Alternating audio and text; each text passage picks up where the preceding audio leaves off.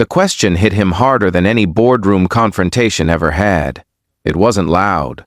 It wasn't angry. It wasn't even demanding. It was quiet, almost vulnerable, and somehow that made it unbearable. My CEO asked, "Why do you avoid me after work?" And I couldn't answer. Ethan Cole had spent years building a life where silence was his shield. In the polished glass towers of New York, where ambition replaced emotion and deadlines erased humanity, he had mastered the art of being invisible beyond his responsibilities. At work, he was sharp, dependable, and respected. Outside of work, he disappeared. No drinks, no office parties, no late-night bonding with colleagues. He left exactly at 6 every evening, like clockwork, and no one ever questioned it, until her. Aurora Vale had taken over the company just 8 months ago, and everything had shifted since then. She wasn't just another CEO with a perfect resume and a cold smile. She was different, observant, unsettlingly perceptive. She noticed things others ignored, and somehow... You're watching Wake Up Files, where every story carries a message of hope, kindness, and unexpected miracles. If you believe one story can inspire millions, press like, share this video, leave your thoughts in the comments, and subscribe to Wake Up Files so you never miss a story like this. She had noticed him. At first, Ethan thought it was coincidence, a passing comment here, a subtle glance there. But over time, it became clear that Aurora's attention wasn't accidental. She had started involving him in high-level decisions, asking for his input during meetings where he usually would have stayed silent. She challenged him, pushed him, and sometimes simply looked at him as if she was trying to understand something deeper. That alone was dangerous. But what truly unsettled him was what came after. The invitations. Casual at first, a team dinner, a celebration after a successful project, then more personal. Coffee after work. A quiet discussion about future strategies outside office hours. Each time, Ethan declined, politely, carefully, without leaving room for misunderstanding. And each time, Aurora's expression would change just slightly. Not anger, not disappointment. Something softer, something questioning. He thought it would end there. It didn't. One evening, as the office floor emptied and the city lights began to glow through the tall windows, Ethan was gathering his things when her voice stopped him. Soft, direct, impossible to ignore. She asked why he avoided her after work. And for the first time in years, Ethan had no answer. Because the truth wasn't something he could say out loud. The truth was messy, painful, and deeply buried. Ethan wasn't always like this. There was a time when he laughed easily, stayed out late, and believed in connections that extended beyond professional boundaries. Back when life felt lighter, when relationships didn't feel like risks. But that version of him had disappeared years ago, buried under a night he never spoke about. A night when everything changed. He had once fallen for someone he worked with, not recklessly, not blindly, but slowly, carefully. It had felt safe, genuine, until it wasn't. What started as quiet affection turned into whispers in the office. Judgments, assumptions, promotions questioned, integrity doubted. And when things ended, they didn't just break, they shattered. His reputation took a hit. His trust in people, even worse. He learned his lesson the hard way. Never mix personal and professional. Never give anyone the power to ruin both. So he built walls. High ones, strong ones, walls that ensured no one could ever get close enough to hurt him like that again. And for years, those walls worked, until Aurora Vale walked in and didn't seem to see them at all. After that evening, something shifted. Aurora didn't push him again. She didn't ask for coffee or dinners. She didn't bring up his avoidance. But her silence wasn't the same as before.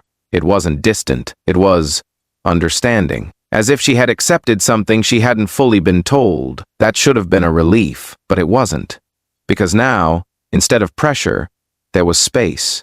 And in that space, Ethan found himself noticing her more than ever. The way she stayed late, not out of obligation, but because she genuinely cared about the work. The way she treated even the lowest-ranking employees with the same respect she gave executives.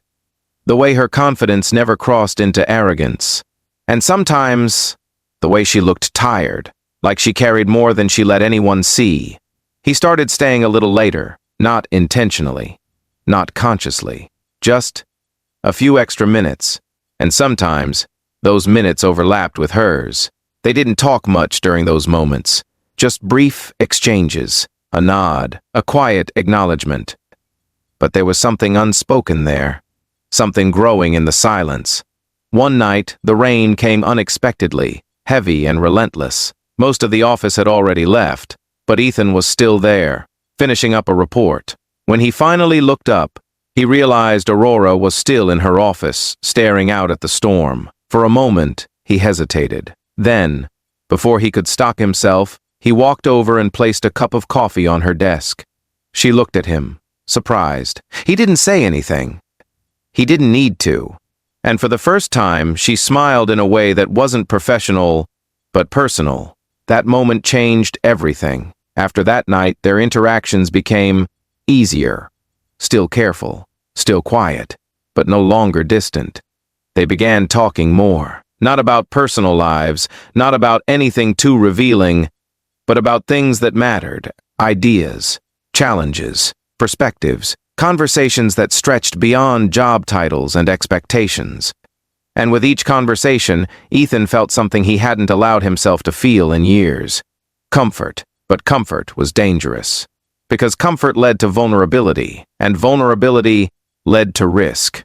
One evening, weeks later, Aurora said something that stayed with him long after he left the office.